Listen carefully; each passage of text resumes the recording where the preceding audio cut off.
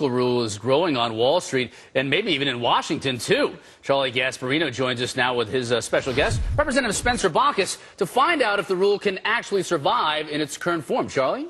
Maybe not if Spencer has his way. Yes, let's talk to Spencer right now. We have him in Washington. Congressman Bachus, what are you sitting next to?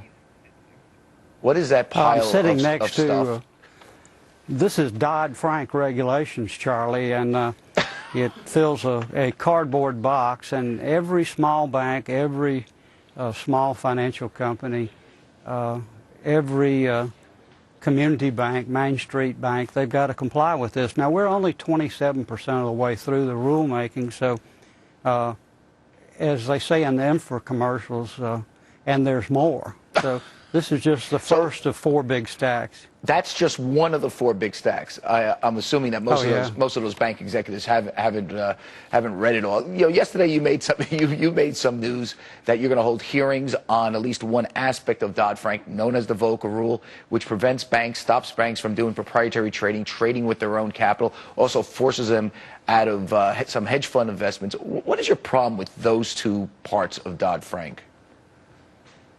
Well, Volcker Rule, of course, derives its name from Paul Volcker, and Chairman Volcker actually said that proprietary trading didn't cause the financial meltdown that this country witnessed, so it wasn't the cause of our problem. So you're fixing something that didn't cause the problem. Now, it did generate profits for the banks, and if you're against profits, you probably ought to be against the Volcker Rules, but profits create jobs. He also said, and what the Volcker Rule does, it tries to define permissible trading, permissible proprietary trading.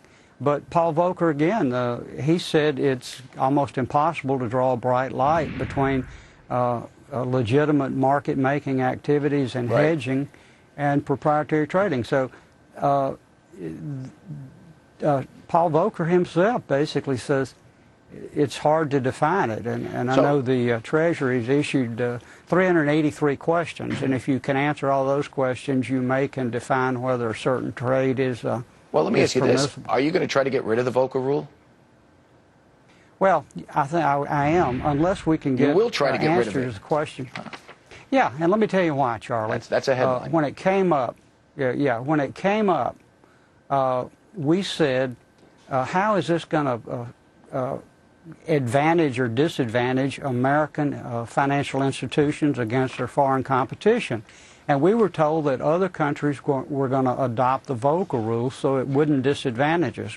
Well, guess what, Charlie? None of those countries have adopted the Volcker Rule. In fact, they've rejected the Volcker Rule, and it's going to move jobs from the United States overseas. So I think what the question ought to be is, are you against creating jobs in the United States, or do you want to move jobs overseas? And the answer to the first one is I want to promote job creation here, and I don't want to move jobs overseas. In fact, we've already had companies that have announced that they're going to have to move thousands of jobs overseas. Presumably you're going to be asking those questions at the hearings. As we reported yesterday, you're going to have hearings in November, at least you're planning to do that. Who are you going to ask those questions to? It's kind of a big question. You know, when I reported this, I spoke to some people on Wall Street. They're expecting possibly subpoenas or requests from your committee, the House Financial Services Committee, to maybe Tim Geithner. Is that a possibility? Well, we wouldn't have to subpoena the Treasury Secretary. Of course, he was before our committee last week, and we said, what about all these regulations? Right. 3,700 new regulations last year, 4,300 in the pipeline. Over 200 of them will have an economic output. Sure, but will you ask him to come to your new hearings? Will you ask him to come? Oh, yeah, and he won't need a subpoena, but I'll tell you, so you will ask him. That's news right there, too. You will ask Tim Geithner to come to these hearings.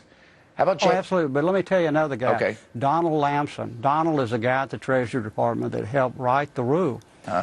He said to the New York Times this last week, the Volcker Rule is going to cost jobs, it's going to cost competitiveness. It'll drive away the most productive employees.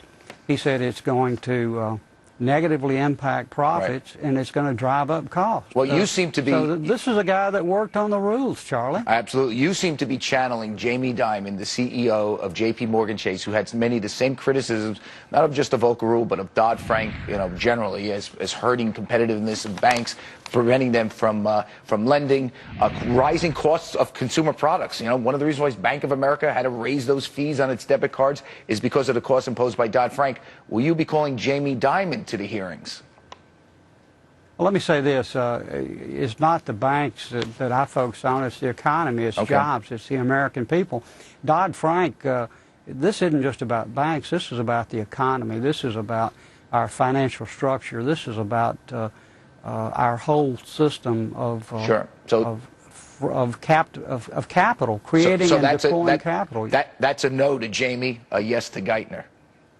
Oh, no, not at all. Jamie Dimon is a very intelligent will you call guy. him? I know. Will you call him? Let me say this. I hadn't sat down and decided who we'll call. Right. But, yeah, Jamie Dimon would be a great guy to call. I agree. We make great theater. You and Jamie Dimon and Tim Geithner sitting right next to him. One more question I need to ask you about... Well, Tim Geithner last week said the banks aren't taking enough risk. And every day the examiners are in the banks telling the banks not to take risks. So I just really don't know what Tim can add to what he said last week, is that he's really, and I respect his intelligence, but I think he's out of touch with reality. Talk to any regional bank. Talk to any bank. Right. Examiners are in the banks telling them who to loan to and who not to loan to and not to take risk. All right, well... and he comes out and says the banks need to take more risk. Now, I thought the Volcker Rule was designed to take less risk, but I tell you what, if the banks start losing millions of dollars or billions of dollars, is that going to cost the American people? Do they actually believe that we're totally detached from our financial system and our bank? You demonize the banks, you demonize the American people. Well, there you go. We're going to have to leave it there. Congressman Bachus, thank you. I guess the throwaway line, guys. Thank you, Charlie. Anytime throwaway line, you guys, is Spencer Bachus thinks Tim Geithner's out of touch with reality. Back to you. And we'll try and repeal the Volcker Rule. Thank you, Charlie. Appreciate it. Good stuff. All right. Angry birds and cut the